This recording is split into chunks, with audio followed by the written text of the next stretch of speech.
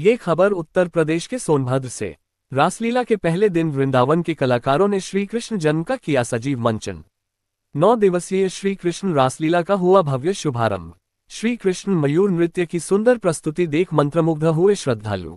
सोनभद्र नगर स्थित श्री रामलीला मैदान में बुधवार की रात 8 बजे 9 दिवसीय भव्य श्री कृष्ण रासलीला का शुभारंभ समिति द्वारा किया गया।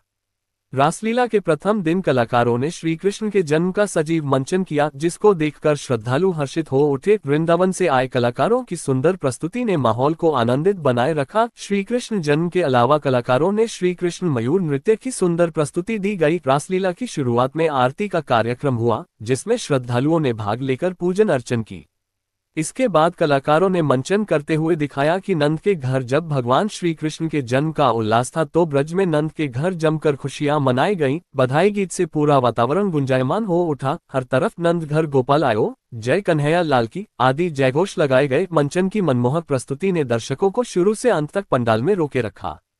इस अवसर पर मुख्य रूप से समिति के संरक्षक जितेंद्र सिंह, रामप्रसाद यादव, पवन जैन, कृष्ण मुरारी गुप्ता, अध्यक्ष सचिन गुप्ता, महामंत्री धीरज जलान, कोषाध्यक्ष बचाव पांडे, राकेश गुप्ता, प्रमोद गुप्ता, अशोक श्रीवास्तव, धर्मेश बाबू, मनोज सिंह, विधु शेखर, सन्नू केसरी, हर्षवर्धन, ब्रिजेश शुक्ला, अनिल पांडे सहित अन्य लोगों उपस्थित रहे।